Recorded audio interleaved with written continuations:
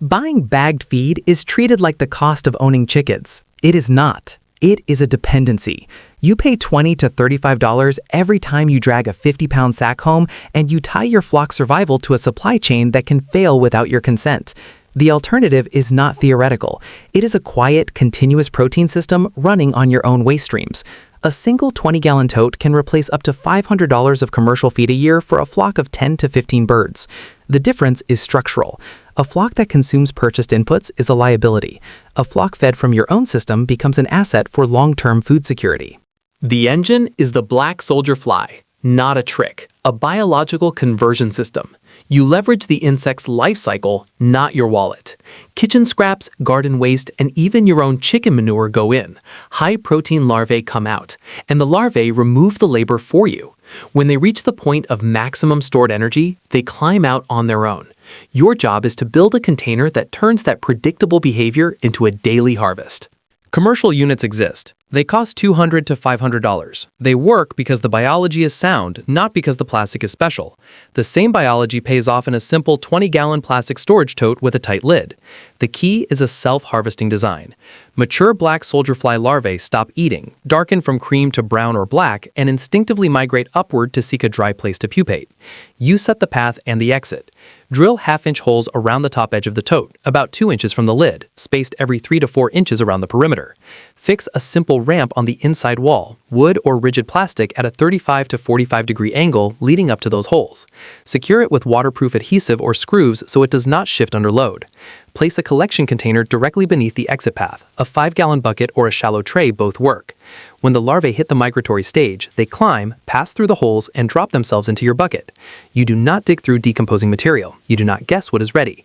You collect only peak value protein because the insect does the sorting for you. Most people overcomplicate the startup, chasing lab conditions or buying eggs. You do not need either.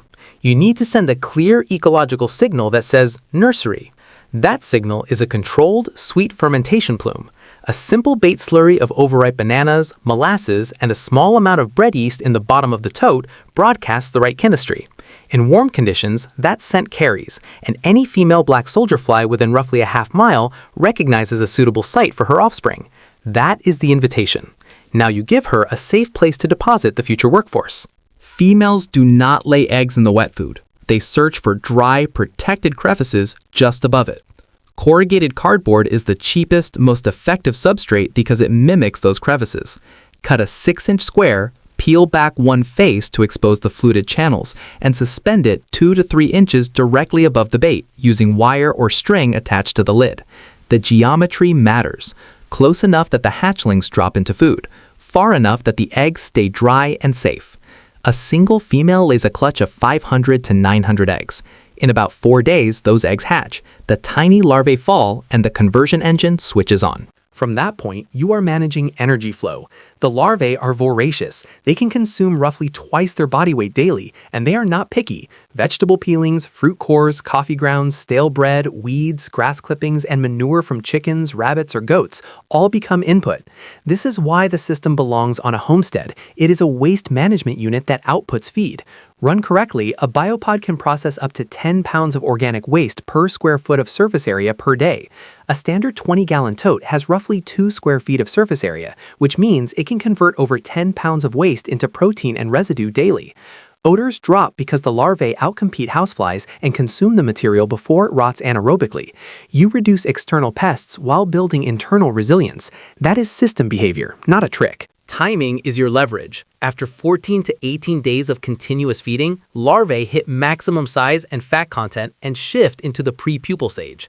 Color change is your indicator. Cream gives way to dark brown or black. Feeding stops. Migration begins. At that moment, the rampant exit holes turn instinct into labor. Larvae climb, exit, and fall into your collection bucket. You wake up to a daily harvest without touching the bin. A well-tuned 20-gallon unit self-harvests roughly a quarter to a half pound of larvae per day. That is not supplemental trivia. That is enough dense protein to move flock health and egg quality in a measurable way. Thin, pale yolks shift to dense, darker yolks because the birds are eating a live, amino-rich feed, not just grain. Output without storage is still a dependency. Production pulses with temperature. In colder periods, larvae slow down, which is why you bank surplus when throughput is high. Two methods do the job without complexity. Drying. Spread harvested larvae in a single layer on a baking sheet and use the lowest oven setting around 150 to 170 degrees Fahrenheit for 2 to 3 hours until they are dry and crisp. Dried larvae exceed 40% protein and store for months in airtight containers. Freezing.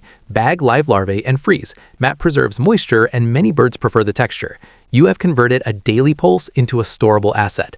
That is the shift from novelty to year-round feed source. Feeding closes a loop. Black soldier fly larvae provide protein plus essential amino acids such as lysine and methionine, and they bring calcium and phosphorus that support strong shells. Scatter them on the ground to trigger natural scratching and pecking, or mix them into regular feed to raise protein intake. You will see the behavioral response immediately. More activity, stronger foraging, and you will see structural outcomes over time. Healthier birds, and eggs with stronger shells and darker, more nutrient-dense yolks. You are not adding a treat. You are changing the nutrition profile of your flock with feed you grew from your own waste. At this point, the economics are obvious, but the bigger leverage is control. Every dollar spent on bagged feed is a vote for a system you do not operate. Every larvae you harvest is a vote for a closed loop you do control. Protein security does not begin at the feed store or on an ingredients label. It begins when you redirect your waste stream into a biological engine that upcycles it into feed on site. That is why a single tote can erase hundreds of dollars in costs and still reduce odors and pest pressure. You are aligning with the insect's life cycle and letting its programmed behavior do the work. Failure in this domain is predictable. If you treat this like a gadget or a seasonal chore, you get inconsistent results and you go back to buying bags. If you treat it like a system, structure, signal, nursery, input flow, timed harvest, storage, and integration, you compound small actions into multi-year stability. The larvae's migration becomes your harvest mechanism. Your scraps become your flock's protein. Your bird's manure becomes tomorrow's input. The consequence, over years, is a flock that feeds more from your landscape and less from a pallet of pellets.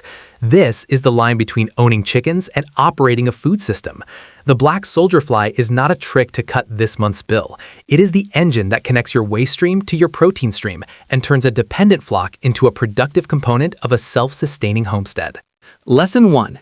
Treat the biopod as a system. Structure, signal, input flow, timed harvest, and storage, because consistent design choices, not occasional effort, determine whether the unit is an asset or a liability over years. Lesson 2. Timing governs output and resilience. Aligning life cycle stages, harvest windows, and storage strategies with seasonal temperature rhythms converts production pulses into bankable protein and reduces long-term dependency on purchased feed. Consider mapping your waste streams and testing the framework with a single 20-gallon tote, observing larvae timing, yields, and storage needs across seasons. Share what you learn or ask questions to continue refining the approach. This content is educational. Adapt systems to your local climate, conditions, and experience level.